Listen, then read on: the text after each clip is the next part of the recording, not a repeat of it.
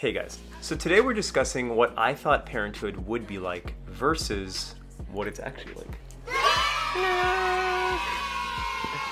So, if you were to rate what you imagined marriage to be and what it actually is, Ooh, okay. what would it be? So, I imagined marriage to be exactly what it's like now. I imagined there to be, in terms of division of labor / responsibilities at home. There are certain things that she just does much better than I do, and there are certain things that I do just much better than she does. And the good news is there's very little overlap with those things. So the things that I'm good at, she's not particularly good at. Things she's good at, I'm not particularly good at. So what we do that helps keep the house in order is really easy because you just kind of do the things you normally do, and then I do the things I normally do. To give you some examples, I'm a neat freak, so I am always keeping, it's bad, but it's like good, but it's good, but it's bad. Maybe, at times. It's a lot, but it's, so basically I'm the one who's always cleaning the living room. I'm picking stuff up, putting stuff back where it should be, doing like little quick vacuums, wiping down the counter, putting stuff everywhere it should be. Like everything has a place and everything should be in that place. It's kind of how I feel. I'm just remembering that reel that we did. Like, oh yeah, where she's messy.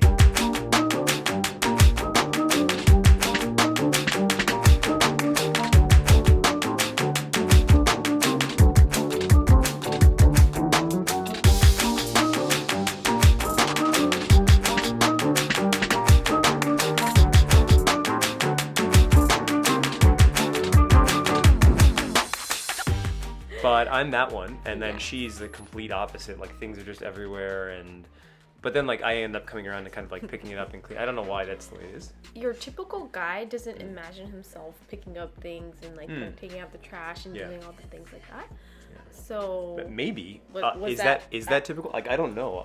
Was that what you imagined? So like, before we got married, I lived on my own for pretty much 10 years. So basically I got really used to doing all the things that you have to do. Yeah. When you live on your own, like you have to cook, you have to take out the trash, you have to fold your laundry / do your laundry. And I'm a clean person, so I'm always vacuuming, like at my old place, like dusting, vacuuming, all that stuff. But typically I still do those things now. So they're just things that I've been doing for so long that it's very easy for me to keep doing them.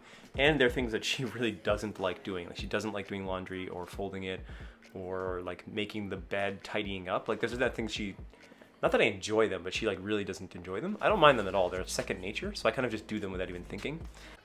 Jasmine's just woken up. This big girl just woke up from a little nappy. Hey, Jeeber. Wanna say hi to everyone?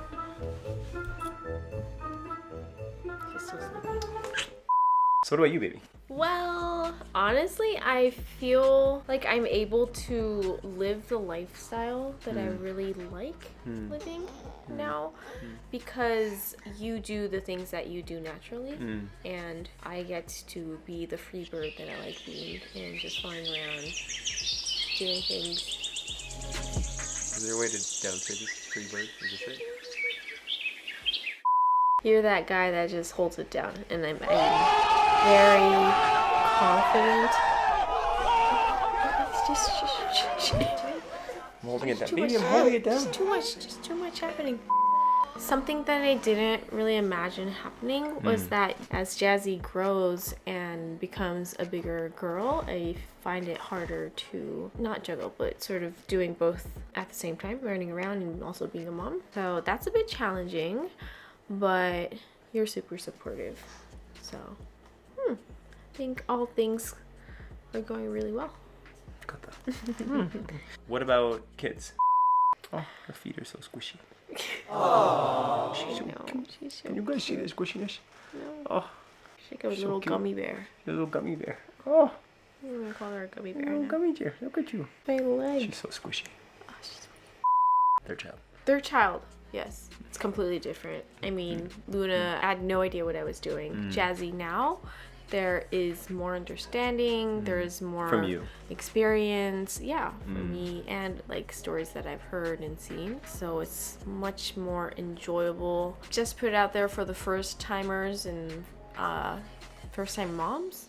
It gets more enjoyable and more tolerable as it goes on, and I don't know if that's reassuring, but that's real. It's real. Yeah, it doesn't really like get easier. You get used to it and you get stronger and able to like cope with it better. Yeah. and become a bigger person. Yeah. Yet thus it becomes more enjoyable. So Nice. yeah, that's sort of where I am. So then there's the obvious question, which we weren't going to breach, but probably is worth asking. What's the plan with baby number 4? That is not happening.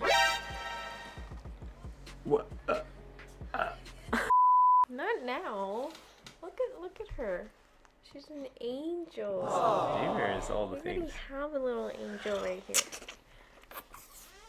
So for me, expectations versus reality being a parent, again, it's very similar to what I thought. When we first moved in here, so 2020, the adjustment period for the kids, I'd say was a good 6 months, year? Yeah, 8 it's months? long. It's between 6 to 12 months, I'd say, where it went from whatever they were used to what this house now is. And you can imagine a lot of that has to do with me being a really structured person.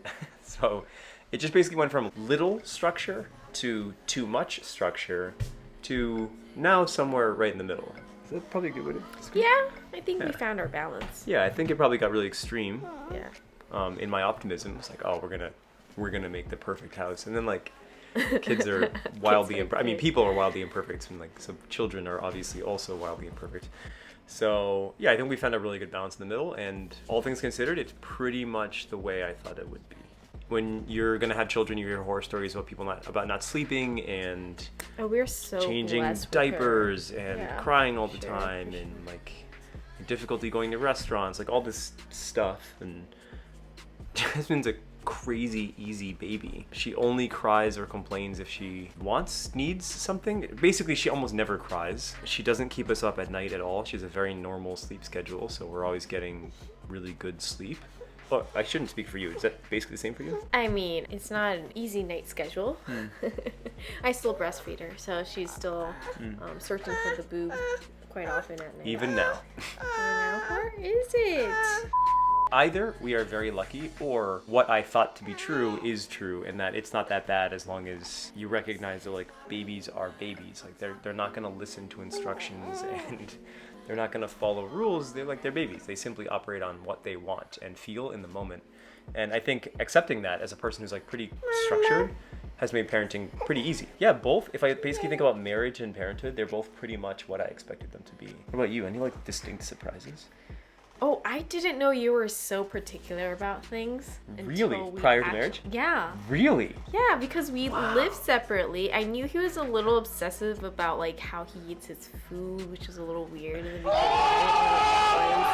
Or like the way he like folded his clothes and always like put it like this instead of like just throwing it on the dresser. Like I mean, I'm organized. Yes, I was like, I was taking it in as like, oh, he's probably very organized.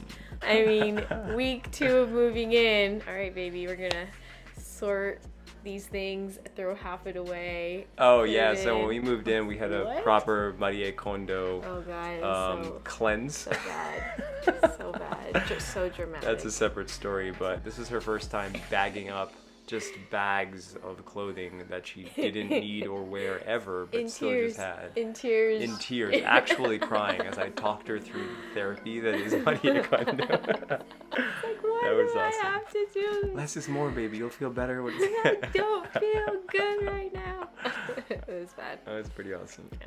One of the things that was most surprising to me was how quickly and well we were able to gel as a family, like as a unit.